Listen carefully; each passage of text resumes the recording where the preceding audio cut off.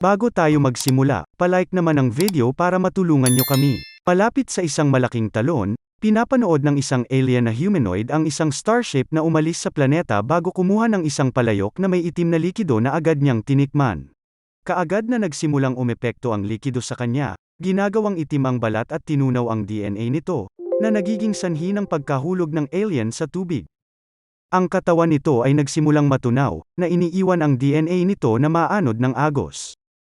Noong taong 2089, ang isang pangkat ng mga arkeologo na pinamumunuan ng mga doktor na sina Elizabeth at Charlie ay nakahanap ng ilang mga painting sa isang kuweba sa Scotland na hindi bababa sa 35,000 taong gulang. Tinugma nila ang isang serye ng mga painting na natagpuan nila sa buong mundo mula sa mga kultura na hindi maaring ibahagi ang parehong impormasyon. Pagkalipas ng 2 taon, umalis ang starship na Prometheus sa Earth. Ang buong crew ay nasa ilalim ng cryoslip, at ang namamahala sa pag-aalaga ng mga bagay ay si David na isang robot. Ginamit niya ang kanyang libreng oras upang matuto ng higit pa tungkol sa pagiging tao, tulad ng paglalaro ng sports, panunood ng mga pelikula, pagpapakulay ng buhok, at pag-aaral ng mga sinaunang wika. Mahilig din siyang mag-espiya sa mga panaginip ng crew. Halimbawa, napanaginipan ni Elizabeth ang tungkol sa noong siya ay isang maliit na batang babae at pinapanood ang isang tribo ng African na inilibing ang isa sa kanila.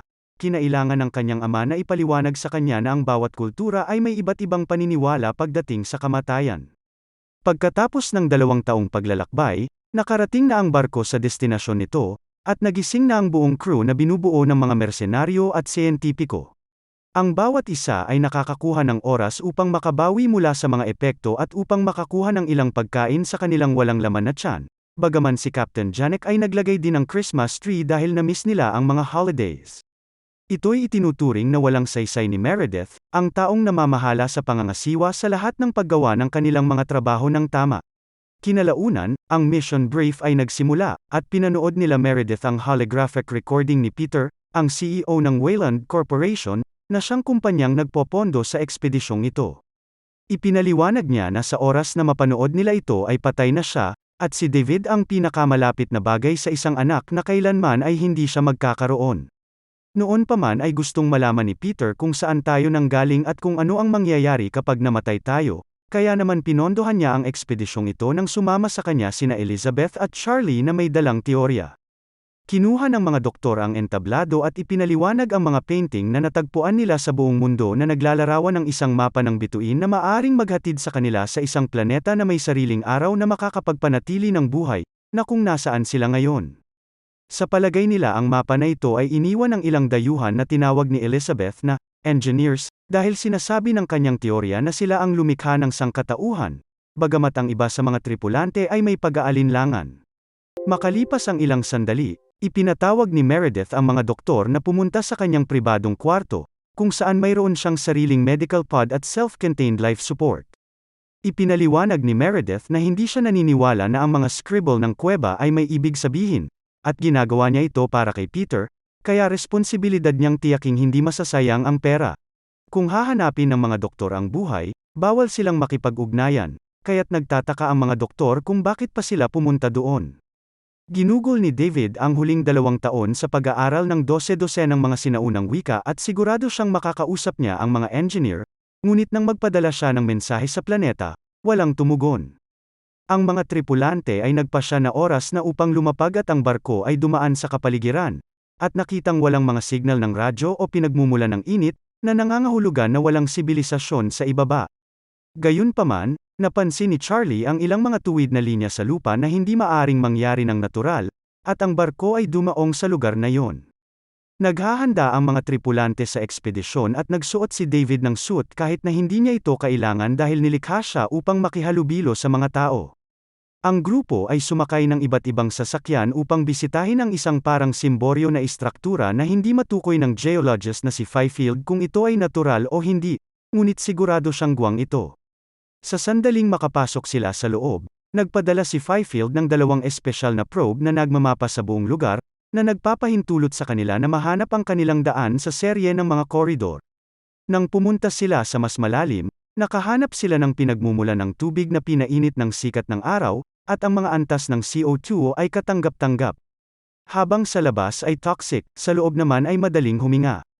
Ipinagpalagay ni Charlie na ang mga aliens na ito ay nag-terraform at tinanggal ang kanyang helmet kahit na mapanganib, na nagpapatunay na ito ay ganap na maayos. Pagkatapos ay tinanggal ng lahat ang kanilang mga helmet upang patuloy na mag-imbestiga, at nakahanap si David ng isang pader na may kakaibang go at iba't ibang mga simbolo dito, na isinaaktibo niya. Salamat sa kanyang kaalaman sa wika. Naging sanhi ito ng isang biglaang paglitaw ng hologram ng mga tumatakbong nilalang na lumitaw mula sa mga koridor, at sinundan sila ng mga tripulante hanggang sa matagpuan nila ang katawan ng isang alien na nakahiga sa tabi ng pinto na wala ng buhay.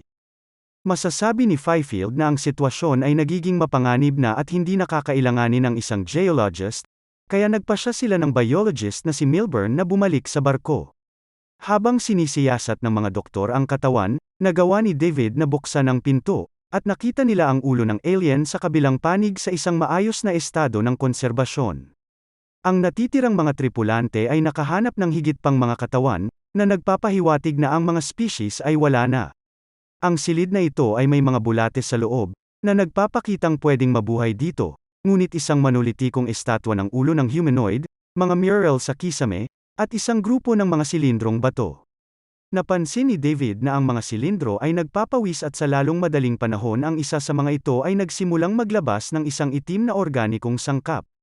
Hindi napapansin ni Elizabeth dahil nakatingin siya sa mga mural na nagsisimula ng magbago.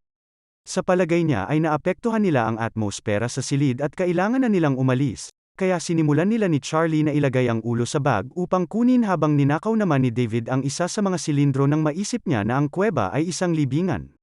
Sa sandaling iyon, natuklasan ni Janek na may paparating na mapanganib na bagyo kaya tinawagan niya ang mga doktor para balaan sila. Binigyan sila ni Meredith ng 15 minuto upang makabalik bago niya isara ang rampa. Ang mga tripulante ay tumakbo palabas ng kuweba at nagmamaneho ng mabilis, at agad na nakabalik sa barko sa tamang oras. Gayunpaman, ang ulo ng alien ay nahulog mula sa sasakyan sa proseso at si Elizabeth ay bumalik upang kunin ito, na naging sanhi ng bagyo na tumama sa kanya at pumasok sa barko.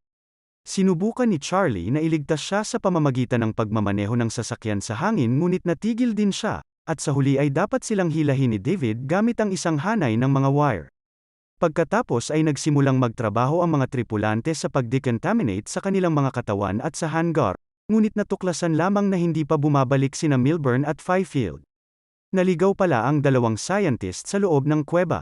Nagawa ni Janek na makipag-ugnayan sa kanila para ipaliwanag na hindi nila sila masundo dahil sa bagyo, ibig sabihin ay kailangan nilang maghintay hanggang umaga.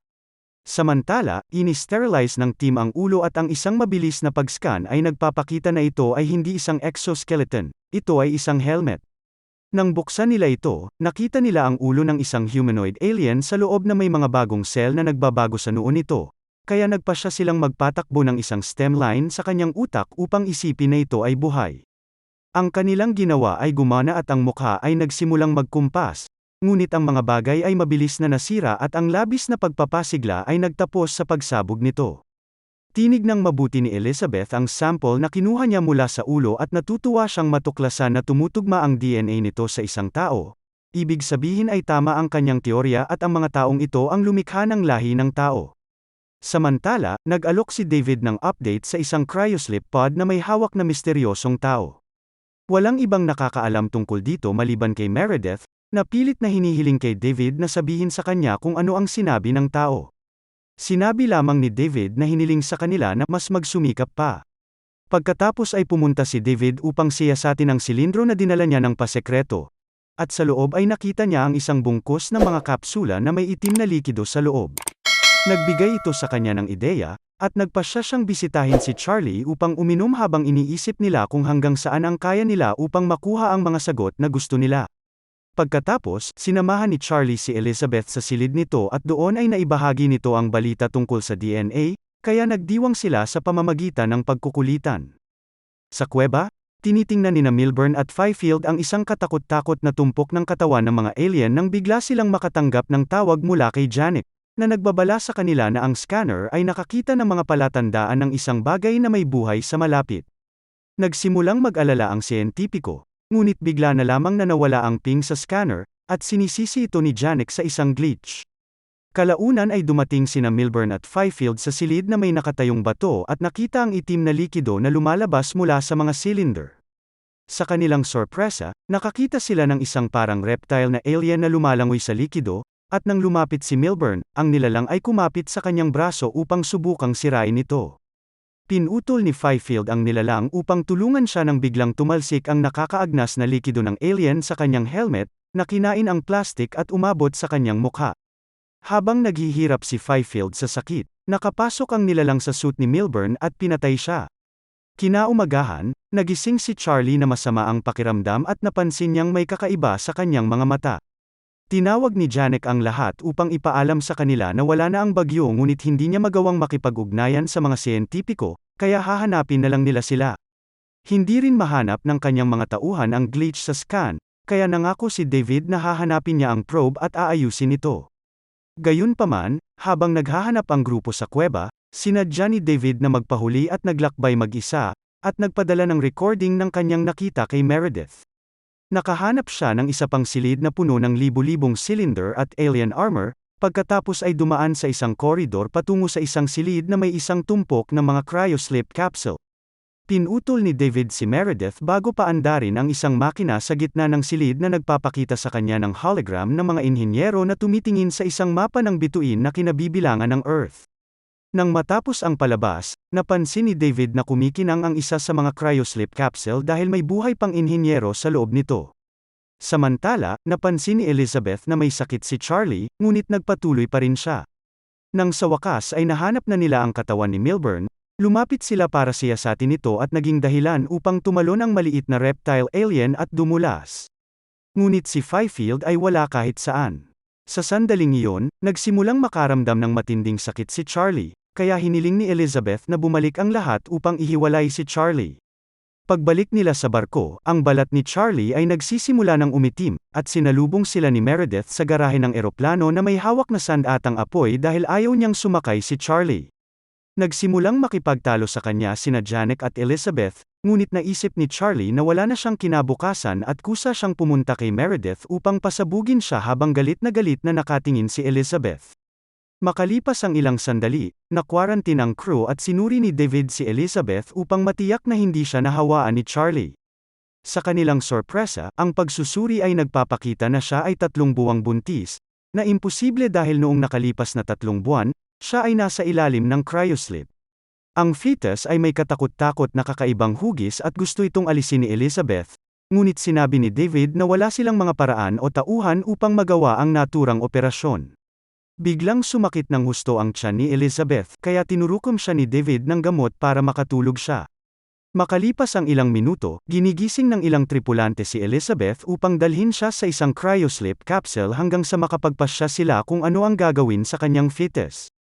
Tumanggi si Elizabeth na panatilihin ang bagay na ito at inawi ang lahat bago tumakbo palayo hanggang sa matagpuan niya ang medical pod ni Meredith. Humingi siya ng cesarean, ngunit sa ilang kadahilanan ang pod ay para lamang sa mga lalaki at hindi ito magagawa, kaya sa halip ay humingi si Elizabeth ng pagkuha ng isang banyagang katawan. Tinanggap ito ng makina at binigyan siya ng ilang pampanhid, ngunit hindi sapat ang lakas ng mga ito at nakakaramdam pa rin siya ng matinding sakit habang inaalis ng makina ang kakaibang fetus sa kanyang katawan. Agad na nailabas ang fetus at nakita ang isang nakakatakot na alien, na nagsimulang galawin ang mga galamay nito upang subukang palayain ang sarili. Kailangang panindigan ni Elizabeth ang pag-atake habang isinasara ng makina ang kanyang sugat, ngunit sa sandaling tapos na ang mga tahi, iniwan niya ang pod at ikinulong ang alien sa loob, upang makatulog ito sa mga pampamanhid. Samantala, may napansin si Janek na kakaiba na nakatayo sa harap ng barko kaya pumunta ang isa sa mga tripulante para tingnan ito. Ito ay lumalabas na bagong Fifield, na nagsimulang umatake sa lahat ng tao sa garahe ng eroplano. Nagsimula ang matinding labanan, at dahil walang talab ang mga bala kay Fifield, ginamit nila ang flamethrower para patayin siya.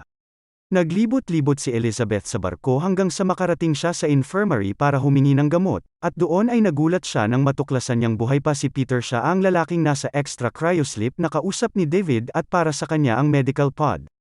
Gusto ni Peter na direktang makipagkita sa gumawa sa kanya at humingi ng mga sagot, kaya dadalhin siya ni David sa inhinyero na natagpuan niya sa kuweba. Sinubukan ni Elizabeth na ipaliwanag na ang planetang ito ay mapanganib at hindi kung ano ang iniisip nila, ngunit ang kanyang mga babala ay hindi pinansin. Dahil ayaw sumuko, pilit pa rin siyang bumalik sa kuweba kahit na may masakit sa kanya. Natagpuan siya ni Janek at sinabi sa kanya na hindi maaring ito ang planetang tahanan ng inhinyero, ang kuweba ay malamang na ilang installation ng militar kung saan ginagawa nila ang itim na likidong iyon bilang sandata ng malawakang pagkawasak na tumigas at pumatay sa kanila. Gustong bumalik ni Janek sa Earth, ngunit kinumbinsi siya ni Elizabeth na maghintay hanggang sa makipag-ugnayan siya sa natitirang nabubuhay na engineer. Naghahanda na rin si Peter na umalis at si Meredith ay dumating upang subukang pigilan siyang mamatay habang tinatawag siyang ama, ngunit hindi rin pinansin ni Peter ang kanyang mga babala. Nang makarating ang mga tripulante sa kuweba, sinabihan ni David ang lahat na tanggalin ang kanilang helmet dahil alam niyang wala sa hangin ang sakit, na nagpapahiwatig na siya ang naglagay ng itim na likido sa inumin ni Charlie. Narating ng tripulante ang bagong silid na may libu-libong cylinder na tinatawag ni David na cargo hold. Ang bagong anggulo ng pag-scan ay nagpapaunawa kina Janek at Meredith na hindi ito kuweba, ito ay isang starship. Pinaandar ni David ang makina habang ipinapaliwanag niya na nasa proseso ng pag-alis ang mga inhinyero patungong Earth nang mawalan sila ng kontrol sa itim na likidong pumatay sa kanila. Nagising ang huling engineer, at sinubukang magtanong ni Elizabeth, ngunit pinatigil siya ni Peter gamit ang isa sa kanyang mga mersenaryo bago siya nagsimulang magtanong ng mga pilosopikal na tanong. Isinalin ito ni David sa Proto-Indo-European, ngunit ang inhinyero ay tumugon sa pamamagitan ng pagkuha sa ulo ni David at ginamit ito upang patayin si Peter. Pagkatapos ay itinulak niya si Elizabeth upang patayin ang mga mersenaryo na nag-aaksaya ng mga balas sa kanya. Balik sa barko, nakita ni Meredith ang pagkamatay ni Peter sa pamamagitan ng mga mata ni David at inutusan si Janek na ihanda ang mga bagay para umalis sa planeta. Tumakas si Elizabeth nang paandarin ng engineer ang sarili nitong barko para lumipad din sa Earth. Nagbubukas ito ng maraming lugar sa lupa at tumalon si Elizabeth sa mga ito habang tinatawagan niya si Janek para sabihin sa kanya na pigilan ang inhinyero dahil ang itim na likido ay mapupunta sa Earth na papatay sa sangkatauhan. Ang Prometheus ay hindi isang labanan at naisip ni Meredith na dapat silang umalis nang walang ginagawa. Ngunit hindi siya pinansin ni Janek at inutusan ang kanyang mga piloto na painitin ang ion propulsion, na gagawing isang balaang barko. Si Meredith ay tumakbo palabas ng barko, at binigyan ni Janek ng pahintulot ang kanyang mga piloto na gawin din yun. Ngunit iginagalang ng mga piloto ang kanilang kapitan at mas gugustuhing mamatay kasama niya. Sa loob lamang ng ilang segundo, ang dalawang barko ay bumagsak sa himpapawid. Matagumpay na napahinto ang inhinyero mula sa pag-alis. Gayunpaman, ang mga barko ay nahulog na ngayon sa lupa, at sina Elizabeth at Meredith ay kailangang tumakas bago sila mabagsakan. Si Meredith ay hindi ganoon kabiles at namatay, ngunit si Elizabeth ay nagawang mabuhay sa pamamagitan ng paghahanap ng takip sa tabi ng isang bato. Pagkatapos ay pumunta si Elizabeth sa Prometheus upang kumuha ng mga supply at nakarinig ng ilang ingay sa loob. Matapos makahanap ng palakol para ipagtanggol ang sarili, nag-imbestiga siya at natuklasan niyang nakatakas sa medical pod ang supling na alien at lumaki na. Sa sandaling iyon, nakipag-ugnayan si David kay Elizabeth at sinabihan siyang tumakbo, ngunit huli na. Nagpakita ang inhinyero at itinulak si Elizabeth sa pader para patayin siya. Mabilis na nakaisip si Elizabeth at binuksan ang pinto sa likod niya, na nagpakawala sa alien na agad na tumalon sa inhinyero. Habang tumatakbo si Elizabeth, itinulak ng kanyang mga supling ang isang ovipositor sa lalamunan ng inhinyero upang matalo siya. Sa labas ng barko, nalungkot si Elizabeth dahil hindi na siya makakaalis sa lugar, nang bigla niyang narinig ang boses ni David na nagpapaliwanag na ang mga inhinyero ay may mas maraming barko sa ilalim ng lupa at maaari niya itong ma-access. Pumunta si Elizabeth upang iligtas ang ulo at katawan ni David, at sa huling eksena nagawa ni David na mapatakbo ang sasakyan ng mga engineers at ang dalawa ay nakaligtas. Dito na nagtatapos ang kwento, sana ay nagustuhan mo ito. Kung hindi ka pa nakasubscribe ay mag-subscribe ka na upang matulungan mo ang channel na ito. Mag-comment ka na rin tungkol sa kwento. Salamat!